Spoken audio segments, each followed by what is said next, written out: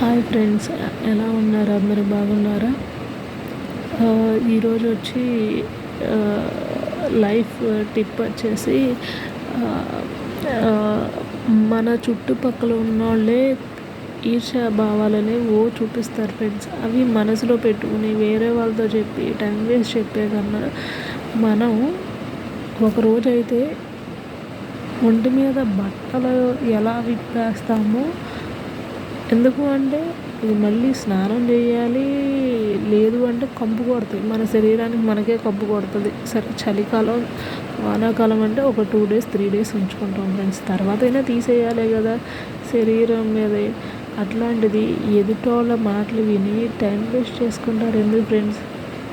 మనం ఎట్లయితే కొంతకాలం అనేది హోల్డ్ చేసి పెడతాము మనసుకి, కానీ బట్టల్లాగానే 2-3 days తర్వాత వదిలేస్తాం. అట్లాగే మీరు వెంటనే వదిలేశారనుకోండి ఫ్రెండ్స్, మీ మనసు ప్రశాంతంగా ఉంటుంది, మీరు హ్యాపీగా ఉంటారు, లైఫ్ అనేది ఈజీగా గోయింగ్ అవుతుంది. ఫ్యూచర్లో ముందుకి ఏం స్టెప్స్ తీసుకోవాలి అనేది చూడండి ఫ్రెండ్స్. ఒకటి. సెకండ్, ఇంకోటి, చుట్టుపక్కల వాళ్ళ వల్ల జీవితం మీద ఎప్పుడు ప్రభావం పడుతుంది అంటే కనుక ఆ ప్లేస్ వదిలిపెడతానికి నిర్మోహమాటంగా లాస్ అవుతాము అని తెలిసినా కానీ వదిలేసేయండి ఫ్రెండ్స్. ఆ ప్లేస్ వదిలేసి వేరే చోటుకి వెళ్ళండి. అంతకన్నా మించి దరిద్రం ఏమీ జరగదు ఫ్రెండ్స్. ఓకేనా ఫ్రెండ్స్?